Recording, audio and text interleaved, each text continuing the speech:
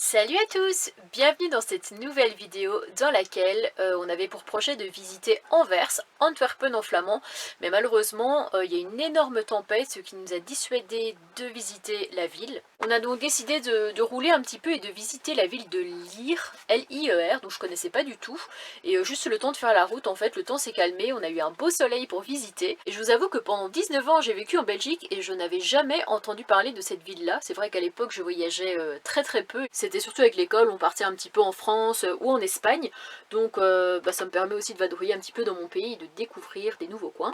Et franchement c'était une très belle découverte, j'ai beaucoup apprécié cette visite. Après on a repris la route et malheureusement, et ça je sais pas pourquoi, je m'en doutais, j'ai tapé dans un mur, donc j'ai complètement plié mon porte-vélo. Donc il était déjà plié à la base, mais là je l'ai carrément fissuré, il est à la limite de se casser en deux, vous allez voir ça. J'ai vraiment pas l'habitude de conduire avec 50 cm en plus à l'arrière de Gérard, donc heureusement il n'a rien, il n'y a que le porte-vélo qui a pris. Bon, ça a quand même été un petit peu embêtant. Je vous montrerai aussi en fin de vidéo la manière minimaliste dont on l'a réparé. Je vous montrerai aussi un spot assez sympa où on a passé la nuit. Je vous parlerai d'omelette pas droite. Ah oui, ok. Bref, comme d'habitude, on n'oublie pas le petit pouce bleu, le commentaire qui fait super plaisir et à me rejoindre sur Instagram, Annabella Coccinelle, si ce n'est pas encore fait. Salut, salut les amis! Alors là on est arrivé à Anvers, donc c'est une grande ville de Belgique. C'est ici que se trouve le deuxième plus grand port d'Europe. C'est quand même pas rien et c'est une ville du Brabant flamand toujours. Nani va nous surveiller le camping-car comme d'habitude, dans sa meilleure position, regardez ça, on dirait un vrai playboy. Ces derniers temps avec la chaleur, Nani il est tout le temps dehors, il a même plus envie de rentrer. Mais là je pense que c'est un petit peu risqué de le laisser, n'est-ce pas ?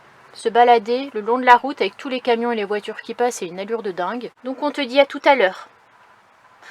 Comme Moïsien, non mais il me fait vraiment trop rire ce chat. Je suis vraiment ravie quoi, juste le temps de fermer le volet là, ben voilà, il se met à pleuvoir.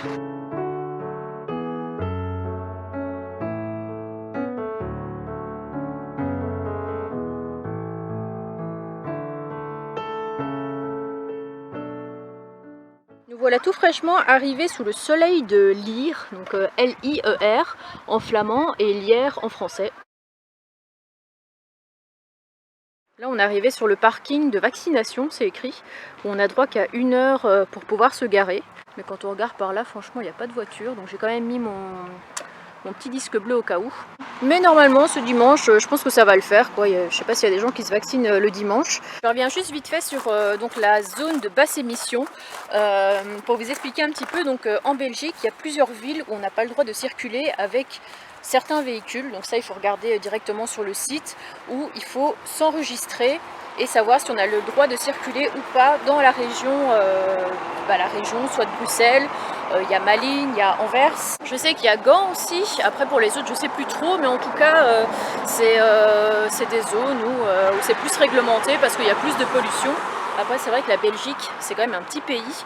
Je trouve que les gens sont vachement tassés les uns sur les autres et donc ça fait beaucoup de voitures aussi pour le peu de surface, de superficie. Et donc un jour ils se sont aperçus, surtout dans Bruxelles, là maintenant ils ont mis en place quelques dispositifs, par exemple un espèce de piétonnier à la place d'un énorme boulevard où il y avait beaucoup de voitures qui passaient avant. Bref, on va continuer la petite balade, là on est au bord d'un fleuve, un canal, juste ici, ce qui va nous permettre de rejoindre l'autre rive et de trouver une tour, il y a un pont qui sera à voir aussi, un centre, bon bref, plein de choses.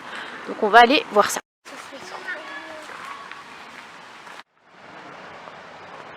Je sais pas si en temps normal on a le droit de passer sur ce pont, mais moi il ne m'inspire pas vraiment confiance parce qu'on dirait que c'est un pont en bois, mais en vieux bois. Donc j'ai pas très envie de faire trempette à cette heure là. On voit vraiment que l'eau elle est à ras-bord ici suite aux inondations qu'il y a eu il y a quelques temps. Je crois que c'était la semaine dernière ou celle d'avant, où une partie de la Belgique était prise dans des inondations horribles. D'ailleurs j'ai encore une grosse pensée pour les gens qui ont été victimes de sinistres. Et ici on a déjà l'arbre qui a rendu l'âme et on voit qu'au niveau de la bordure l'eau dépasse un petit peu. C'est plutôt cool parce que ici dans ce parc ils ont installé plein de petits chapiteaux et autres. C'est écrit Stadshaven, je ne sais plus trop ce que ça veut dire, mais il y a moyen de manger, de boire, d'écouter un peu de musique, plutôt cool.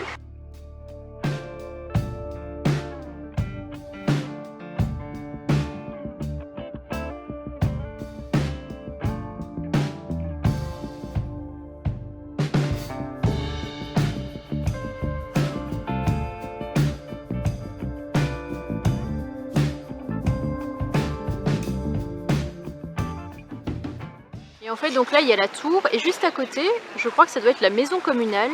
C'est comme ça ici en Belgique qu'on appelle la mairie. Voilà, c'est la maison communale tenue par des bourgmestres et non pas par des maires.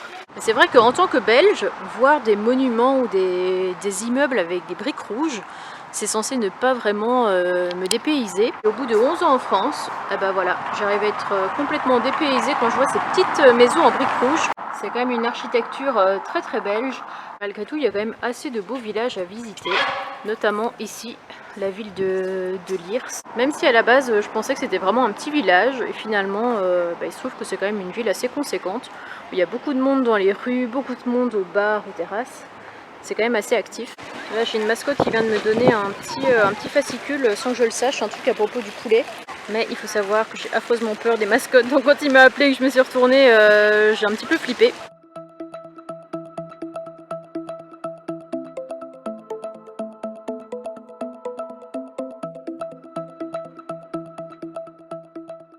C'est vrai que depuis tout à l'heure on se balade et en fait j'ai finalement trouvé la fameuse tour, la tour Zimmer ça s'appelle, qui est hop, juste ici, un clocher d'astronomie. Après je n'ai pas forcément plus d'informations là-dessus, ça parle d'horoscope, donc c'est peut-être en lien avec l'horoscope, l'astronomie, tout ça. Et elle aurait été construite au XIVe siècle, donc un petit peu comme la plupart des bâtiments ici, que ce soit la mairie, que ce soit la passerelle qu'on a vue récemment. Là malgré le soleil il s'est mis à pleuvoir, donc on s'est réfugié en terrasse, où Aaron a commandé... T'as commandé quoi toi? Un milkshake banane. Milkshake banane et moi une petite bière du coin, donc on va tester ça. Bon bah je pense que tu vas pouvoir te régaler avec ça. En plus ils ont mis de la chantilly par-dessus. C'est très bon. Ah, et moi je vais déguster ma petite bière. Je m'étonne mais je me suis servi ça comme il faut. Donc c'est une bière qui est faite à Bruges, hein, forcément elle s'appelle Bruges, donc c'est faite là-bas. Ville qu'on a visitée soit dans cette vidéo, soit dans la vidéo d'avant. Et je crois d'ailleurs que j'en ai jamais bu. Pas mal. Quand tu me regardes, t'es trop mignon. Je n'avais pas fait attention mais c'est vrai que le verre est quand même assez sympa. Ils nous ont mis carrément le beffroi sur un espèce de petit losange en verre, incrusté dans le verre directement. C'est vraiment très très très original. Donc en fait je suis passée un petit peu à côté, mais ce monument, enfin en tout cas c'est pas vraiment un monument mais c'est une passerelle historique, c'est la seule qui reste dans la ville et qui à l'époque faisait partie un petit peu de l'enceinte de la ville. Elle aurait été construite en 1375, 1375 ici en Belgique et ça aurait servi de prison. Donc voilà, c'est la seule qui reste à ce jour ici à Liers. Je vous montre où je me trouve, où est le spot de nuit, donc c'est entre Liers et Malines. C'est le parking d'un restaurant, il y a aussi moyen de visiter un jardin juste à côté. Ils nous ont même mis une petite toilette à disposition avec un parking qui est vraiment réservé au camping-car. Donc ça fait plutôt plaisir dans un cadre assez sympa, quoi. Il y a pas mal de nature tout autour. Par contre, en quittant la ville, je suis partie mettre du gasoil, sauf que je me suis mise du mauvais côté et qu'en fait le tuyau qu'on prend à la pompe n'était pas assez long. Donc, qu'est-ce que je décide de faire? Demi-tour, marche arrière pour me mettre dans celui d'à côté. Le seul problème, c'est que je n'avais pas vu qu'il y avait une pompe juste derrière et je n'ai toujours pas l'habitude d'avoir les 3 vélos derrière qui font quand même pas 1 mètre, mais on est à peu près à... Ouais. C'est à peu près à 1 mètre, hein, les vélos. 1 mètre en plus que d'habitude, non? 50 cm? Ouais. À peu près 50 cm et d'un coup j'entends un grand boom et c'était en fait sans faire exprès j'ai tapé avec le porte-vélo. Donc en fait il était complètement plié, vraiment comme ça en angle droit. Heureusement les vélos, enfin j'espère qu'ils n'ont rien parce qu'on les a pas encore enlevés pour constater. Et tu essaies de remettre le truc droit je crois. Bah, j'essaie de le redresser mais comme c'est de l'aluminium, une fois qu'il a plié, quand tu redresses ça casse quoi. Ouais, et donc là, mais il est pas tout à fait cassé, c'est juste... Bah là il est cassé à moitié quoi. Ouais. J'avais pensé c'est mettre une plaque avec 3 ou 4 vis pour que ça tienne. On va essayer de faire quelque chose. Tant que ça peut tenir comme ça jusqu'à ce qu'on les ramène. Ah oui ça tient, je pense que ça va tenir. Ouais, si on en perd un sur la route, eh ben... Ça en fera un de moins. Moi quand je gagne à Uno. Ah, j'ai gagné. Ah, c'est super, dis donc, qu'est-ce que je suis forte. Quand Aaron gagne au Uno. Oh, j'ai gagné, je suis trop fort, maman, t'es éclaté au sous-sol. Éclaté au sous-sol. Expression des jeunes d'aujourd'hui, qui ne veut absolument rien dire. Si. Bah ça veut dire quoi? T'es nul quoi. Que je suis nulle, ah bah merci. Sous-sol. Un sous-sol. Parce qu'ils sont trop beaux, ils sont trop belles mes victoires. Tes victoires sont trop belles? Ouais. Ça y est, je me suis enfin décidée au bout de, je sais pas depuis combien de temps je les ai achetés, peut-être un mois ou deux, à mettre mes nouvelles chaussures. Et franchement, quand je marche avec, j'ai l'impression de marcher sur un nuage. Elles sont toutes brillantes, toutes belles. Bon, faudra juste que je refasse mon vernis parce que là, c'est pas ouf. On va aller se balader un petit peu et après, qu'est-ce qu'on va faire ce soir?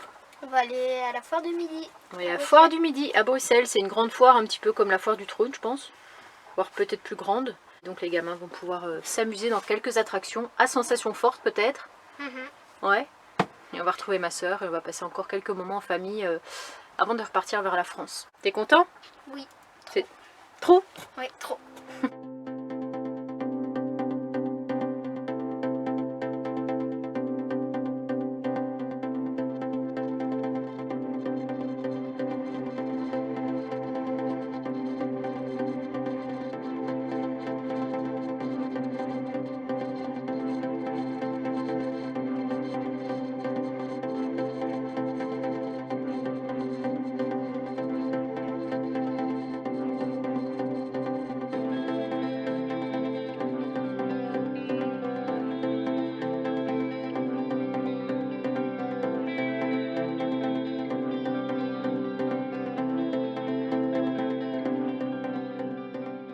Ça fait pas peur, hein. C'était trop bien. Ça fait pas peur? Oh, ça va. Là on est de retour à Bruxelles et comme on s'est fait chasser de l'endroit au niveau du spot de la forêt, et en faisant un petit peu le tour des rues, on a fini par trouver cette rue qui est plus ou moins calme. C'est plutôt chouette, même si je suis un petit peu en pente parce que regardez, je suis en train de me faire cuire des petits œufs au plat. Malheureusement il y en a un qui a un petit peu rendu l'âme. Et je suis tellement en pente, mais je pense qu'on se rend pas trop compte là, à tel point que cette nuit j'ai dû mettre ma tête de ce côté-là, je suis pas du tout habituée. D'habitude c'est par là-bas. Parce que dormir comme une chauve-souris, la tête en bas, franchement moi j'y arrive pas du tout. Je suis en train de faire des manipulations à chaque fois, comme ça, parce que j'ai mon omelette qui part vers le mauvais sens. Ça c'est aussi un peu les problèmes en camping-car quand on n'est pas garé droit et qu'on doit se faire à manger. Enfin surtout des omelettes parce que pour le reste ça va encore. Pour les derniers jours en Belgique, j'avais ressorti le livre que Julien m'avait prêté, un tour du monde en Belgique avec des bons plans, des choses à visiter, des photos sympas. Mais malheureusement, je me suis aperçue, parce qu'en fait je regardais ville par ville, et au tout début, ils nous mettent un espèce de plan comme ça, et la plupart des choses à visiter sont dans cette zone-là. Nous, justement, on est parti là-bas. On a fait complètement l'inverse, parce que là-bas, il y avait eu des inondations assez importantes, donc c'était pas du tout le moment d'aller faire du tourisme là-bas.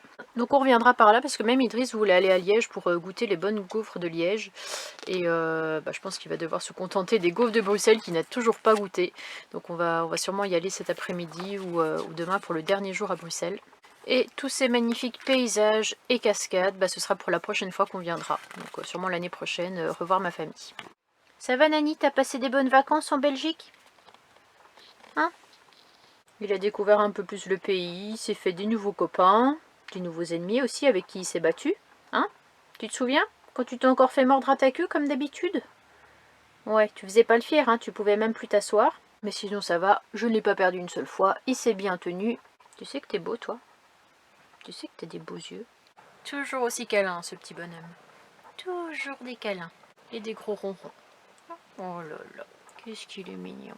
Bon les amis, je suis clairement dégoûtée parce que j'avais filmé la réparation donc de mon porte-vélo.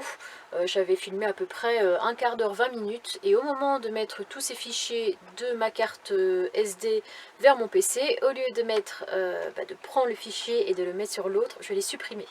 Donc en gros je n'ai plus toutes les images où on répare le porte-vélo. Vous ne verrez donc pas le procédé pour y arriver, mais je vais essayer de vous expliquer au mieux. Donc du coup on s'était servi de mon convertisseur pour utiliser la visseuse, enfin la perceuse.